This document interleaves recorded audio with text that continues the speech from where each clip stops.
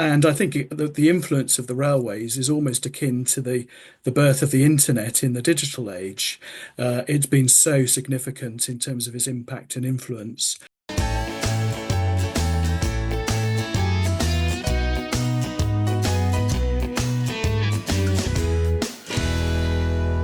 Welcome to Calling All Stations, the transport podcast. I'm Christian Walmer, an author and journalist who has covered transport for the past 30 years.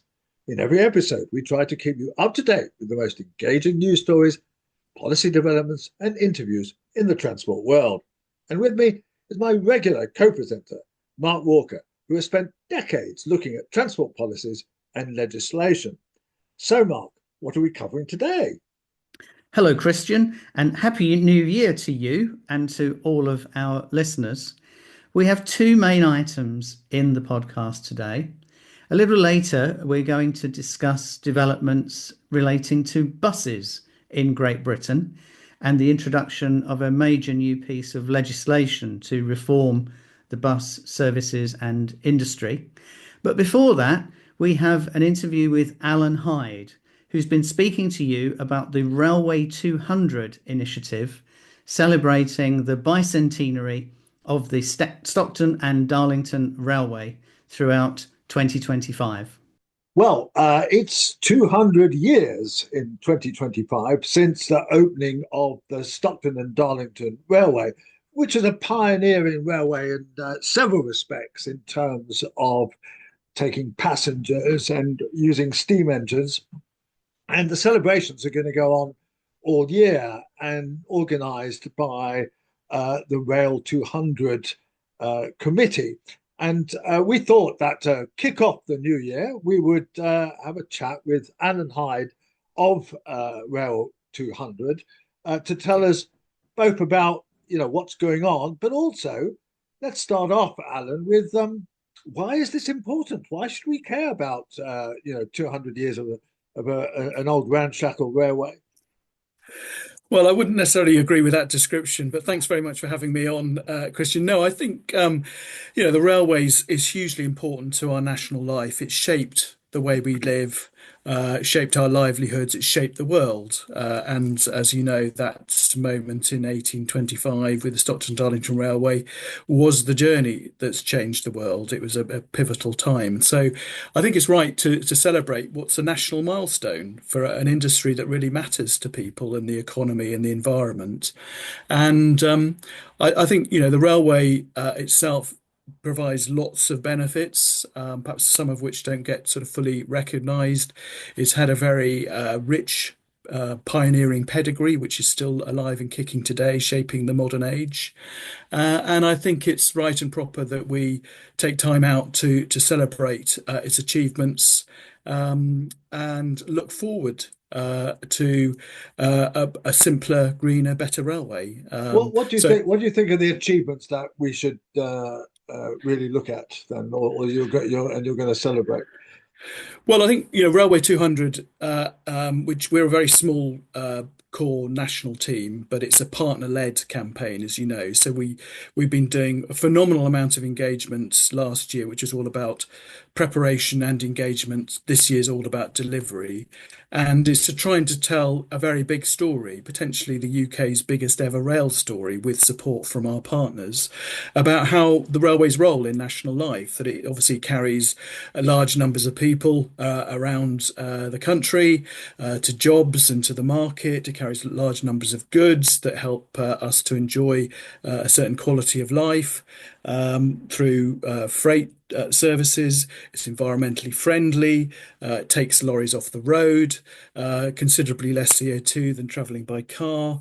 It's created, mass tourism. There's lots of things that the railways, as you well know, Christian, with your background, has done to shape the 21st century. And I think the influence of the railways is almost akin to the birth of the internet in the digital age. It's been so significant in terms of its impact and influence. As I say, it's created mass tourism, it's created towns and cities, Bournemouth and Blackpool wouldn't be the coastal resorts they are without the railways. Towns like Crewe and Doncaster and Swindon wouldn't be what they are today without the railways. And it shrunk the economic geography of the country and the world by carrying large numbers of people efficiently and lots of cargo long distances. It's also clearly done other things like creating standardized time. Previously clocks were All set right, Greenwich, differently Greenwich, in different yes. places. So, that's something that perhaps is sort of taken for granted. The railways created the mail order business, the home deliveries. A place in Newtown in Powys in Wales was the origins of what's now a multi-billion pound global business. You think of all the couriers that were knocking on your door, no doubt at Christmas, laden with presents. That industry started in the railways. Oh, It's I didn't contributed. realize that. That's something you taught me just now. Right, It's all on our time, but we have a fantastic timeline that the right. National Rail Museum helped us to curate on our website. So I'm delighted to have sort of taught you something there, Christian. But there's lots of other things as well. It shaped our cultural life. Obviously, over the ages, it's inspired artists, musicians, filmmakers down the ages, and continues to be a source of inspiration. You just have to think of Harry Potter and the Hogwarts Express, for example. It's actually, contributed to our sporting life, our health and well-being. Man United, as you well know, was formed at Newton Heath, Lancashire and Yorkshire Railway in 1878. So we're hoping that we can hook up with them this year and celebrate their origins as a global Not brand. sure that's a Uh, good idea given how badly they're doing, but no, I wish you luck. well, there is that. Well, perhaps I'm not sure where Crewe Alexandra is. I think their nickname is the Railwayman. So They're in that Division Two, but and there's clubs abroad, as you well know. I think there's a football club in South America that sports the colours of the original Stockton and Darlington Railway. oh, I didn't Um, know that either. so lots of interesting facts and contributions. I think the railway has made to our rich tapestry of life. I think also by is created countries. The US, India, they wouldn't be the countries they are today without the railways. And by connecting communities and improving people's livelihoods, but certainly through the connectivity, it's actually given people a sense of their own national identity. Obviously, before the railways, they wouldn't have travelled as far. And it's the railways that actually created, they started to understand the physical and economic and social geography of their nations. So it's been really important in forging that sense of national and regional identity. So a whole plethora of ways in which the railway has, I think, influenced our individual lives, but also national and community life. And I think that deserves some celebrating. Obviously, there's plenty of things in the railway to fix at the moment in today's railway. The railway recognises that and is going through a transition as it moves towards Great British Railways. But I think the Railway 200 story, I hope, will be kind of a bridging narrative to the Brave New World when that's created more fully. And to try and tell that very big story, we're focusing on really four key themes, one of which is education and skills, because part of our remit is to try and encourage more people from all backgrounds to join the railway. As you know, there's a skills gap at the moment due to Yeah. widen as more people, experienced people retire in the coming years. The railway isn't as diverse as it should be in terms of workforce. It's only about 16% of people in the railways, a big industry of 250,000 people, but only about 16% are women. So there's a big gender imbalance. We need to get more people from ethnic minorities and also more people with cognitive issues because the railway should be provide opportunities for all, and I think that's what it wants to achieve. So that's part of our remit in the time we've got as an anniversary campaign to supplement the industry's efforts to bring things together and to try and promote not just a diversity of role, but a diversity of people joining the industry. We have a Okay. number of events and activities which I can come on to Well, talk about. what's the other three? You said there's four kind of things you're doing. What's the other Yeah, three? well, educational skills is hugely Yeah. important for reasons I've mentioned. There's also innovation, technology, and the environment, so the whole So that's looking sustainability forward agenda. rather than backwards. It is Yeah. because, importantly, Railway 200 is not just a sort of sepia lens retrospective through rose-tinted glasses and saying, weren't we wonderful? Yeah. It's about past, present, and future, and that's very, very important part of our remit. Obviously, there's a lot of rich heritage to talk about, but I think in the story we want to tell is around how our pioneering pedigree in the past as is alive and kicking and shaping the modern age, and we continue to innovate with technology, moving towards net zero, environmentally friendly way of traveling, getting lorries off the road, as I've mentioned. Right. So all of that is the second theme, and then there's heritage, culture, and tourism. So I've talked about culture in terms of inspiring and influencing our cultural landscape, as it were. We do hope that through all the events and activities that are taking place this year, we've been working very closely with Visit Britain, is to encourage more inbound tourists who will go to a lot of these events outside London and enjoy a really, interesting experience. Hopefully, learn new things about the railway and bring some much needed extra income to UK PLC. Okay. Maybe you tell us about a few of those events And at the and end. But and so, just what's the fourth thing? sorry, Yeah. so yeah, and last but very much not least is about celebrating railway people, their pride and professionalism. We want to sort of get many more case studies of people, showcase what they do, and show the passion that's under the uniform, and not just showcase people in roles that the travelling public might see, like train drivers and people in ticket offices and the guards and so on the train, but also some of the more hidden roles. The fact that there are drone pilots, there are ecologists, there are data controllers. There's a lot of other people doing very important jobs behind the scenes that aren't on the front line, and so we want to celebrate that. Right. Well, that's an excellent summary. And I just one of my favorite things that you didn't mention was fish and chips. I always think that fish and chips was enabled by the railway in two different ways, actually. First of all, that there were holiday trains out to, as you mentioned, to seaside resorts, and so people discovered kind of freshly cooked fish, and then of course because of the railways, the fish could then be brought in from places like Grimsby and elsewhere, where they were Hull, where they were caught, into the towns and cities much more quickly while they were still fresh. And so therefore people had fresh fish to cook and they'd have fish and chips. And that was thanks to the railways. It was indeed. No, absolutely, and very remiss of me not to mention that as somebody who, as my shape will testify, enjoys fish and chips on a regular basis. But no, absolutely right. I mean, that's just another really good example of how we've introduced a staple to the British diet, for good or bad. But also when you think about going back to freight, because as I was mentioned, Railway 200 is not just is about past, present, future. It's also about passenger and freight.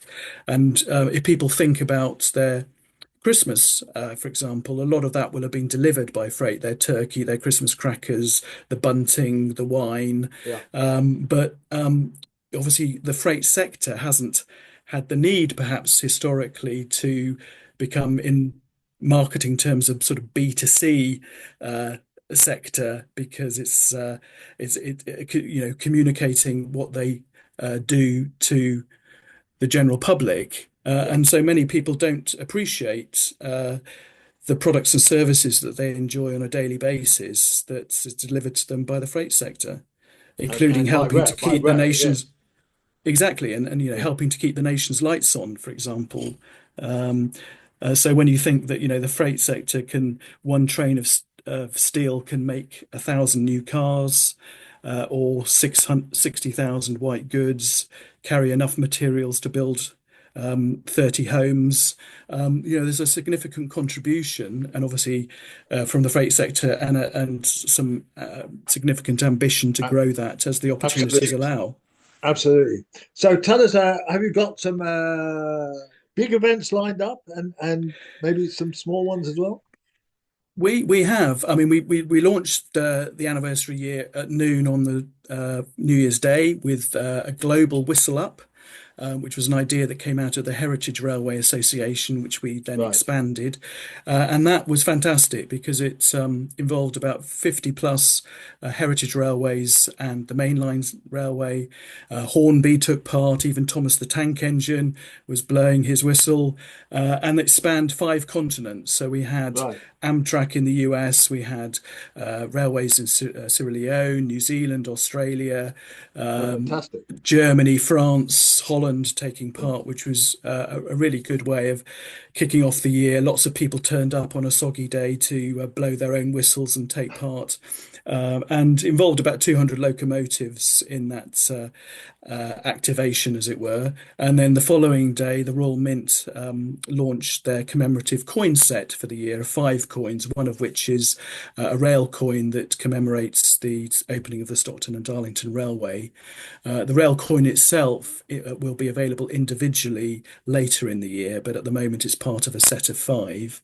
And what Um, value is that? What it's a £2 £2 coin. coin? Right. Um, and then later in the year, there's lots of events and activities. We've got about 120 now registered on our interactive map on the website under the events tab, so it's well worth having a look there.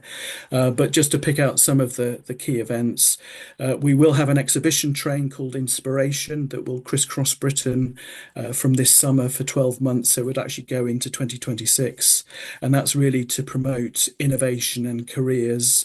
It'll have 4 carriages, one of which will be focusing on railway firsts and innovation. Another will be a kind of Wonder Lab on wheels, a STEM-based classroom interactive environment. Both of those carriages, the National Rail Museum are helping us to curate. And then another carriage is to focus on careers, particularly some of the more hidden roles, as I've mentioned. And the fourth will be a partner zone as a flexible exhibition space that can change to suit the locations that the train will be travelling. It'll be very eye-catching. I'm sure it'll create lots of buzz and interest, and we hope to attract at least 400,000 people, Wow. 180,000 school children to come and visit. It'll be free to enter, but obviously there's a bit of organisation around that, and we're just And sort it's of going to park around the finalising the country. It's going to itinerary. park up on some bay It platform will. somewhere and Exactly. be visited. Right. It'll go to a mix of sort of mainline stations, heritage railways, and freight depots. Right. But we're just sort of finishing off the itinerary for that. Other big activations are Alstom has shown a brilliant piece of industry leadership. So they'll be opening their doors at their historic Litchurch Lane site in Derby, obviously the new home of the railways, from the 1st to the 3rd of August, with the greatest gathering, as they're calling it, which will be the largest temporary assembly of trains and rail exhibits for a generation. So they're pulling all that together. They'll be announcing more detail on that soon. And then across the community rail sector, the heritage railways, there's lots of events. Bluebell Railway have got a big festival, which they managed to secure national heritage lottery funding for. And there's a 9-month festival in the northeast of England, as you would expect, given the importance of the Stockton Darlington Yeah. Railway opening as the inspiration for this, which is called S&DR 200, which has been supported by the local councils and others. And that's a fantastic festival, which will start from March this year, going through to November, Yes, with I'm actually giving a talk in July in Darlington. on the 11th of July in relation to that. So that Oh, I'm looking fantastic. forward to that. Yeah. Yeah, they've got a really exciting program, and it'll be at world-class venues. There's been multi-million pounds put into a number of sites in the northeast and quite a deprived part of the country. So the hope is that all that, as well as people going along to all the festival activities and art commissions, that it'll regenerate the area for a long time to come. So is there anything, I mean, obviously a lot of our listeners are in the rail industry themselves. I'm sure some of them have heard of this, but some of them might not have done. Um, are there things that they could do? And if they want to do things, how should they approach you? Yes, as I say, last year was about engagement and really making the industry and the wider public aware of the anniversary, and then turning that awareness, frankly, into ownership as a partner-led campaign. So there's still plenty of time to organise events and activities, campaigns, apply our branding across online and offline materials. And we would encourage people to visit our website where there's the map that I've mentioned. There's a fantastic teacher What is your toolkit. website? What's the address? It's www.railway200.co.uk. Lots of interesting info. It's been regularly updated, but it does include a wonderful teacher and parent toolkit, which is the biggest and most comprehensive compilation of educational resource materials in the industry, which my colleague Martin Pennell has helped put together. And that helps to bring to life sort of STEM for key stages 1 to 4. So well worth a visit if people are sort of going out doing school talks and presentations. There's lots of good stuff there to engage with. But also people can download our partner toolkit, which has social media assets, our logo that can be used freely for non-commercial purposes. Follow us on social media. We're on X, Instagram, Facebook, and LinkedIn, and I have hope a you're going to enjoy Blue Sky, which is the growing one there. well, we have been looking at Blue Sky, but obviously we're a startup campaign, so we kind of still need the industry Right. to follow us more on social and share our posts because it's quite interesting. If all the big players in the rail industry was to share our posts or comment on them, then at the flick of a button, at no cost whatsoever, we could get in front of 16 million followers. Right. Um, so our ambition as a very low cost but big ambition campaign is to which achieve scale and significance and get some cut through nationally and encourage the industry to sort of restore its mojo in a way after quite a difficult period of time to Right. get a bit more kind of spirit and recognize its achievements and help to tell that very coherent and comprehensive narrative about the railway's sort of past, present, and future. Okay. As a last thing, will there be some particularly big event to mark the actual date of the 200th anniversary, which I think is September, isn't it? It's the 27th of September. There'll Yeah. be a lot of activity going on in the northeast, as you can imagine, particularly, and there'll be more of that during the course of the year in terms of letting you know what exactly is planned. But the Stockton Darlington Railway Festival is playing a key part in that, and the exhibition train will be up there at that time. Okay, well, thank you, Alan. That's a wonderful run through of what's going to be exciting. Yeah, I think we'll definitely have you on again in a few months' time to kind of refresh our memories about all this and to tell us about any new events that you've had arranged and also about the successes that you'll have already had. So thank you very much for Great. coming on Calling All Stations. Thank you, Christian. Very, very kind of you. Could I just, I mean, it may not have time to include this in your piece, but also just to mention we've launched a charity partnership with Alzheimer's Research UK and the four main rail charities, the Railway Benefit Fund, the Railway Children, Railway Mission, and the Transport Benevolent Fund. And they'll be working together collaboratively to try and raise £200,000 for their excellent causes during the anniversary year. So, again, we'd encourage your listeners to go on the website and have a look at that, and please donate, because they do some fantastic work. Okay. The campaign is all under the premise of protecting rail memories for the future. Okay, I will. I'm sure that will allow you that little puff at the end. So thank you very much, Alan. Thanks. All the best. Take care. Cheers. So, Christian, a packed year of events celebrating Railway 200. Yes, and I have a slight secret to tell you here, Mark, which is that I've never really thought that the Stockton and Darlington was the most significant railway by any means. I think that the Liverpool and Manchester, which is 5 years later, so we can celebrate that as well, was far more significant. It connected two cities. It was a entirely steam-hauled steam by locomotive and static locomotive. It transported both cargo and people. It was double track throughout. It was a far grander enterprise linking two cities which both have Premiership teams rather than Stockton and Darlington, which don't even boast a single league club. And Stockton and Darlington was really what I think was the last of the wagonways. In other words, it was part of their heritage of the mine railways that had existed since the 17th century in the northeast, rather than being the first railway. But let's celebrate it anyway. Absolutely. Let's have a celebration. And I think it's worth saying to our listeners that your mighty tome on the history of the railways, Fire and Steam, has been recently reissued to mark the 200th anniversary of the Stockton and Darlington Railway, with a new foreword by Lord Hendy, and is available from wherever you buy your books.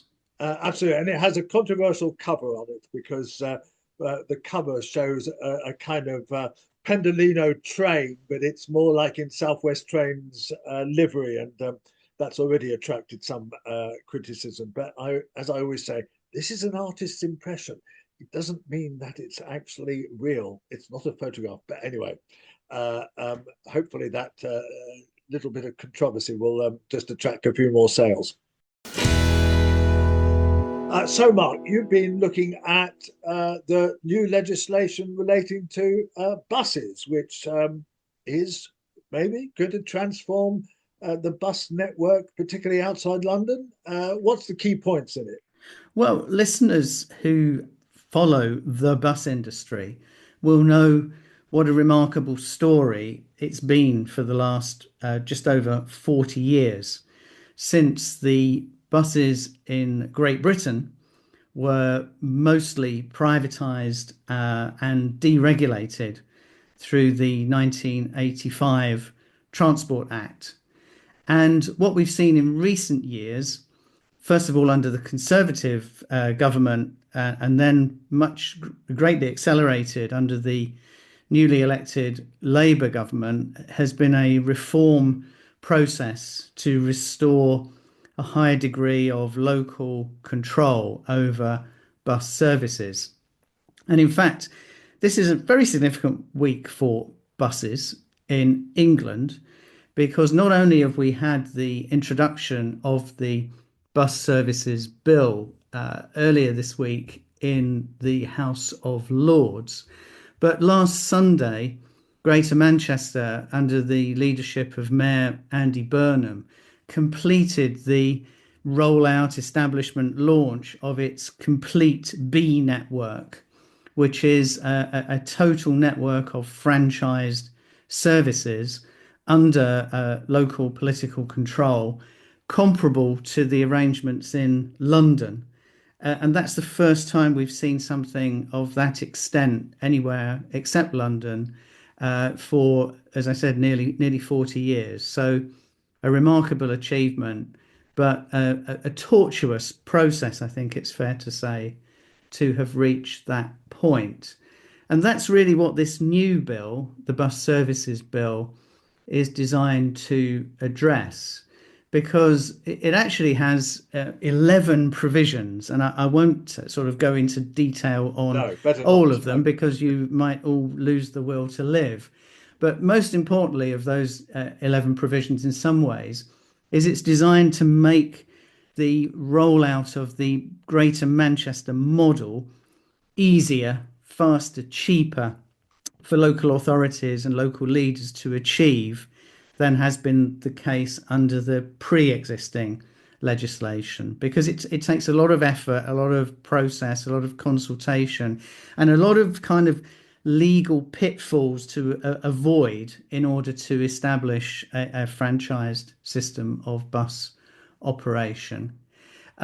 It also, as well as tidying up the arrangements for those communities that decide not to have franchising, but to have something called an enhanced partnership, which is a kind of hybrid between the free market model and the regulated model.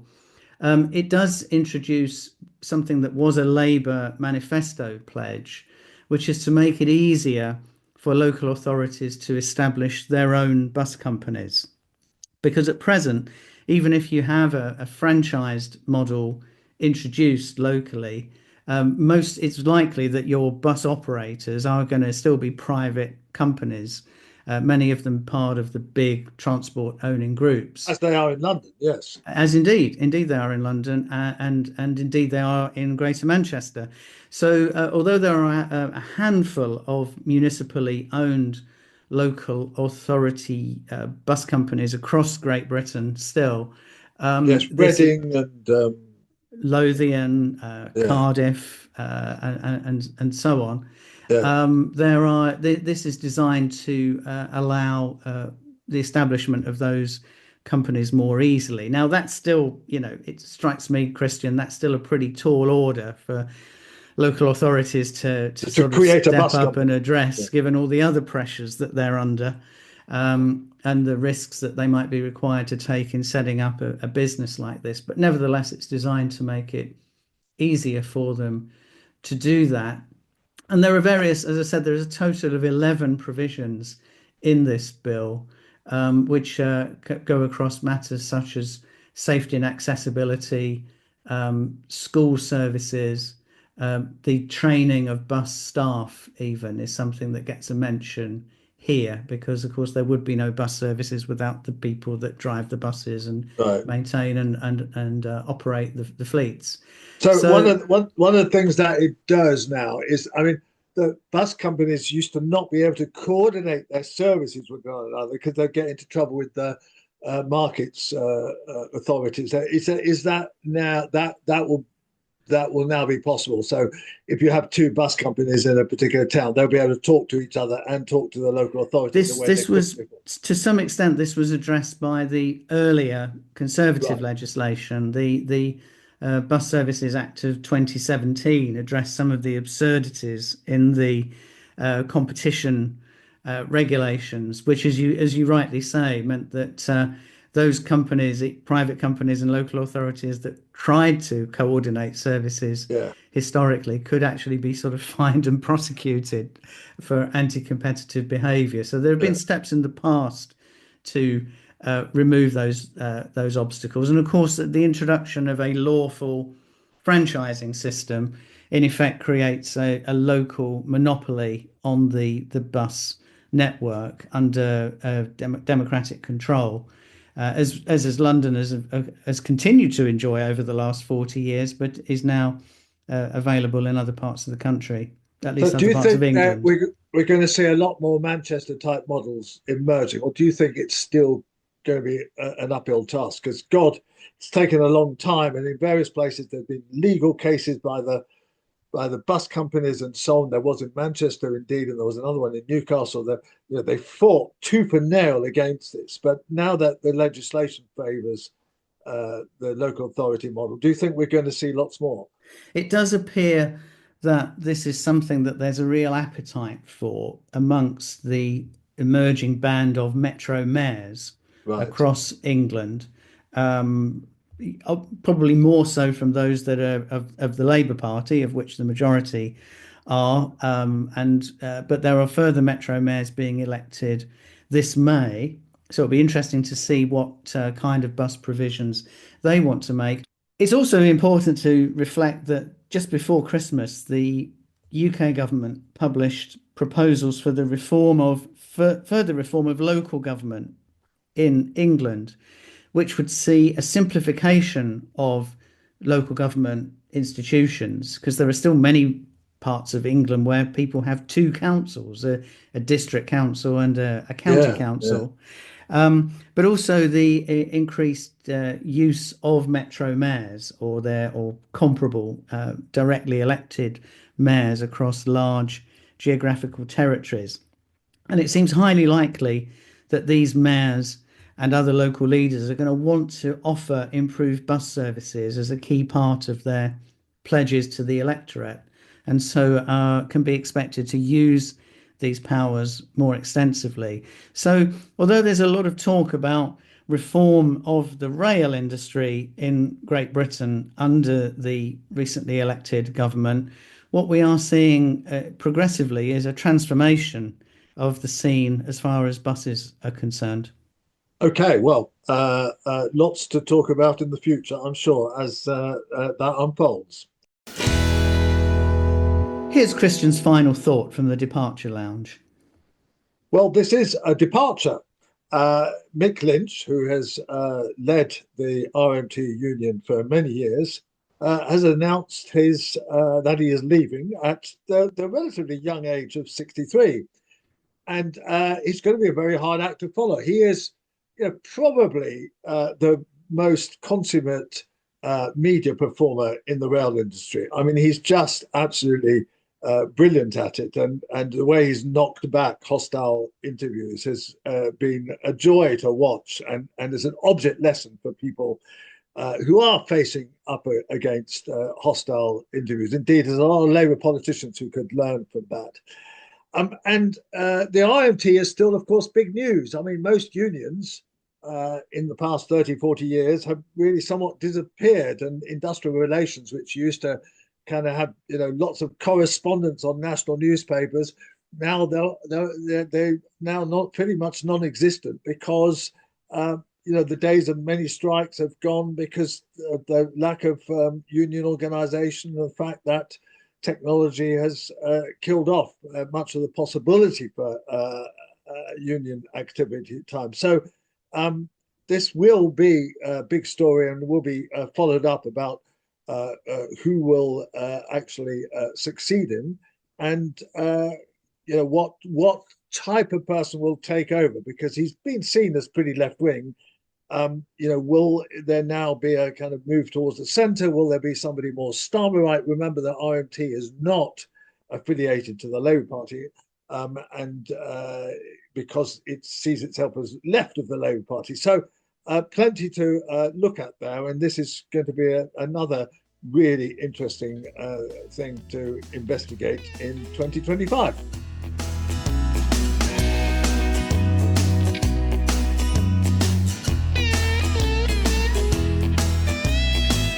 Calling All Stations, the Transport Podcast with Christian Walmart, is produced by Cogitamus Limited, a leading provider of public affairs consultancy services in the sector. We hope you've enjoyed this episode. If you have, please consider giving us a 5-star rating with whichever platform you use. Do follow us on social media channels, including Blue Sky, Facebook, and X, formerly known as Twitter. Our handle on X is @AllStationsPod.